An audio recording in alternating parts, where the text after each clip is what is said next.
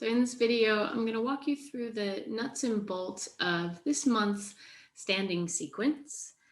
We'll be working towards a supported side plank, coming into it a little bit differently than we did last month, as well as some standing balance. So this month is all about the hips, working towards pigeon pose, making sitting on the ground a bit more comfortable. So I'd love to hear how your experience is, and do check out the warm-up video where I walk you through some hip mobilization prep before taking this standing sequence. Also, if you have your own other warm-ups you can do, please take those before you move towards this sequence. Okay. So again, this is a nuts and bolts video. There'll be other things added in throughout the month that will be subtle changes, but just so you have a sense of the bare bones. Okay, so we're going to start on our hands and knees, and we're going to step our right foot forward on the outside of our hands.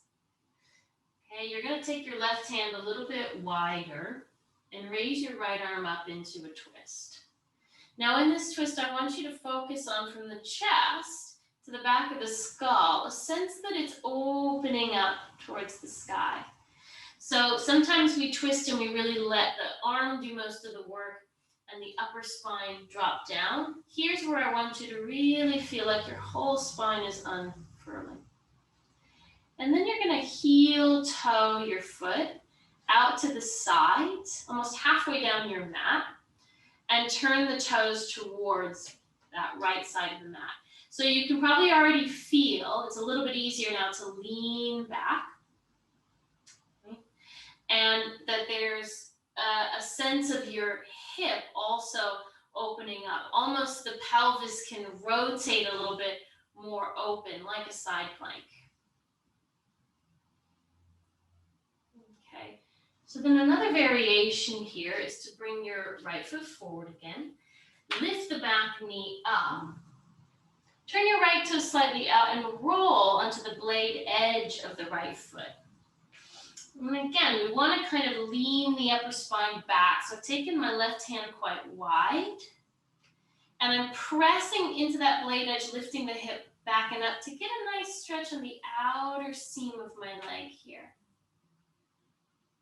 Might finish this posture by gently looking up towards your top hand, or placing your gaze wherever feels comfortable and easy for the head and neck.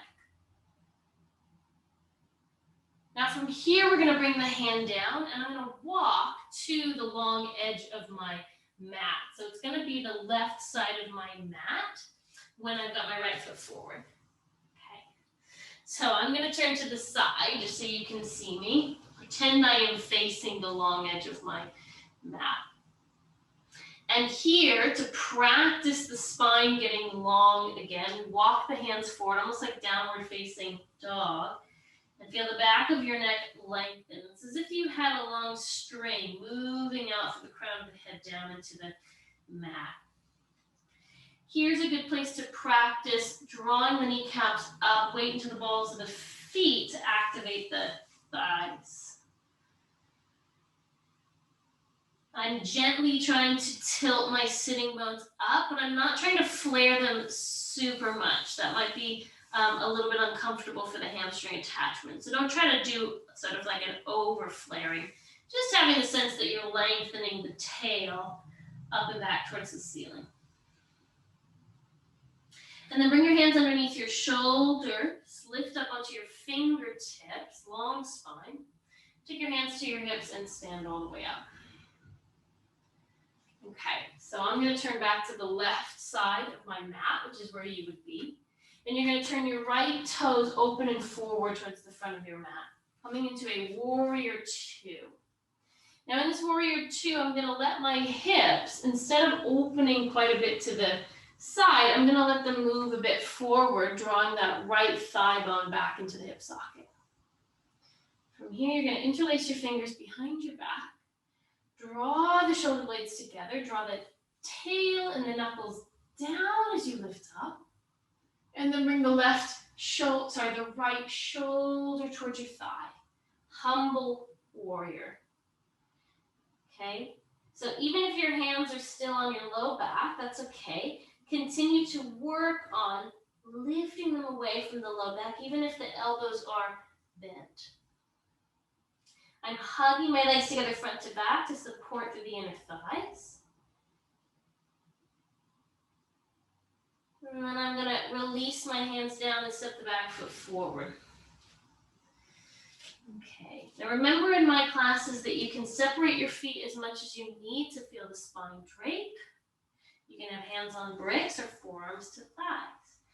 And anywhere where the back of the neck can release.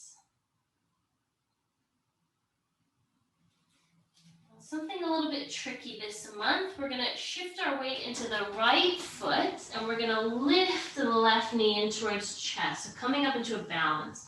What I want you to feel is you tuck the pelvis under, lift up through the navel, and then unfurl into standing. Hopefully that'll help you feel more on your center when you arrive. Okay, so again, coming from a forward position here. Shift the weight into the right foot, tuck the pelvis under and root down right through that leg. And then as you come to standing, you feel your two sitting bones almost move back a little bit and down, right? So kind of unfurling.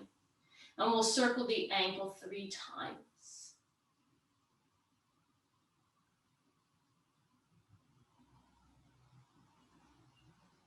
Okay, and then we step the feet together. Okay, we'll be doing several rounds and variations of a chair twist, but here's the kind of progression of that. So I'm going to sit back into an easy chair, feet together, or at least thighs touching together. And you take your left hand to the outside of right knee, palm open so that the shoulder blade can drop down the back, and right hand to low back. Okay. Up to you how much you want to let the pelvis move, especially if you're feeling any tenderness in the low back. Definitely let that right sitting bone move back, left one forward. But as you get more comfortable, maybe just gently drawing that left hip back as kind of a counter twist so that the twist gets a little bit deeper through the ribs, right? If we let our pelvis go, it kind of lightens the twist. When we draw the pelvis back as we twist, we get a little bit deeper twist in the mid-spine. Okay, so the other variations will be to come a little bit lower, maybe even bringing your elbow towards the thigh. Remember that this is coming from the hips. Maybe opening up that arm, drawing the shoulder blades together to help open the chest. And then maybe possibly elbow to the outside, palm center of chest. Just like we did in that lunge twist earlier, your spine is going to want to fold because it's in flexion. But as a counter to this folding twist, could you lift the chest up and back, lean the back of the skull back, even with a long neck. Okay, release, we come to standing. Whew. Okay, and then we will go into eagle pose. There'll be a different video for that, but let's try all of those standing postures on the other side. So remember that we started all the way on the ground, and we're going to step our left foot forward. Take your right hand out to the side, turn your left toes out, and raise that left arm up. So again, a moment to lean the upper spine back, or lean the whole spine back even, and then heel toe that foot halfway down the mat, toes turning open to the left side of your mat. Let that help turn your pelvis and open your hip a bit, so it's really quite an expansive twist here. If you feel like your head wants to hang, could it be a part of the length of your spine? So it's moving up and back into that invisible wall behind you, or an invisible cloud or blanket behind you. Okay, another variation, we've got our foot forward. We'll turn the toes out, lift the back knee, and then roll onto the blade edge of that left foot as you lift the hip. And as you push the blade edge into the ground and drag the hip back, there's a sense of the outer seam of the leg opening up.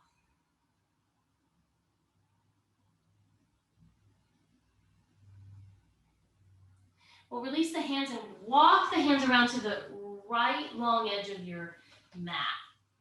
Okay. So toes facing forward, heels a little bit out. And then I'll show you from the side again. Okay.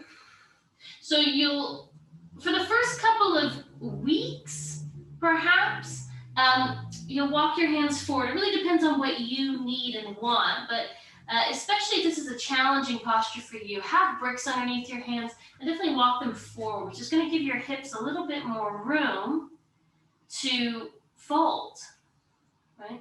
What we're after is length through this lower part of our spine, as well as our upper part, but especially our lower part. So we want to take this out of the spine. We want to find enough room to feel some length here. Okay?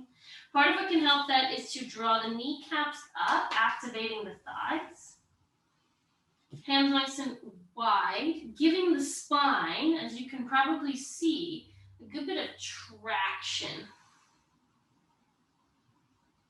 The more comfortable you get with this, the more you can start to walk the hands through and come a little bit more into a flexed spine. Okay, but we want to, particularly this month, we want to find that length in the low back, which is going to be really helpful in sitting up with a long spine on the ground. Okay, but if you feel comfortable for this, you feel the spine's lengthening, later on you might try walking the hands through and coming into flexion. Okay, so from here, we're going to bring the fingertips underneath the shoulders, take the hands to hips, and hinge all the way up. Okay, I'm going to go back to facing the right long edge of my mat. I'll turn my left toes forward, back toes a little bit in, coming into warrior two. Now remember, for this warrior two this month, there's a little bit more of this sense of thigh bone moving back, hip forward. Interlace your fingers, find the opposite thumb on top if you can. Breathe in as you draw the knuckles down, lift the chest. Breathe out as you bring left shoulder towards thigh, humble warrior. So keep working on, even with bent elbows, keep working on lifting those hands away from your low back, because that's going to activate the muscles around shoulder blades.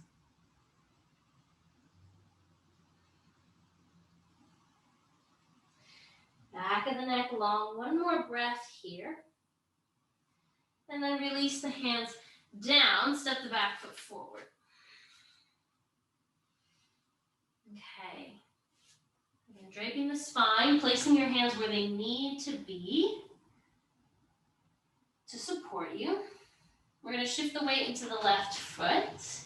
Bring the right knee in towards chest. Remember that we're taking the pelvis forward, gathering the knee in as we stand all the way up.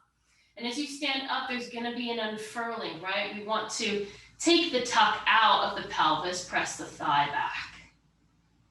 Okay, so one more time with that. Coming from here. We shift the weight into the left foot. We draw the knee in towards chest, and we come all the way up, unfurling. 3 circles of the ankle.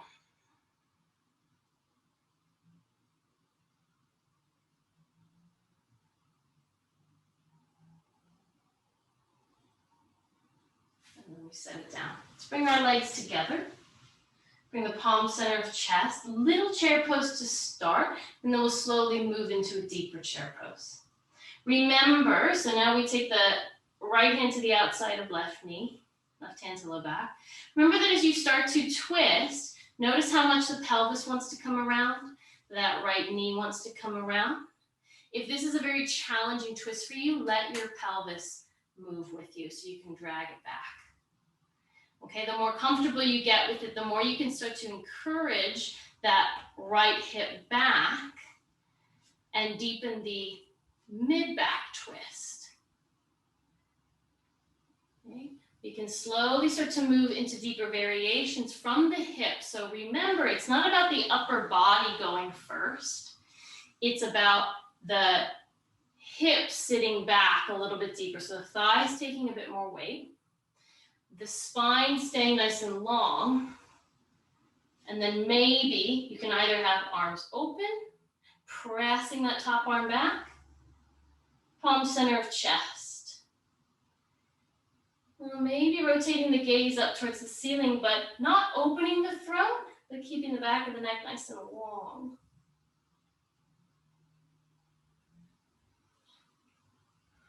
Pressing the palms together will help activate the belly a little bit more for another breath. And then you'll come all the way up to stand.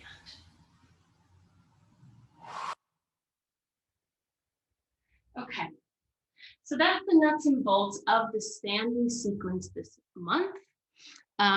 In my final video, I'm going to walk you through a tutorial of Eagle Pose Garudasana and all the variations of that, as well as moving into the final variation of a side plank, and then also walking you through pigeon pose. So kind of the major final postures of the sequence this month.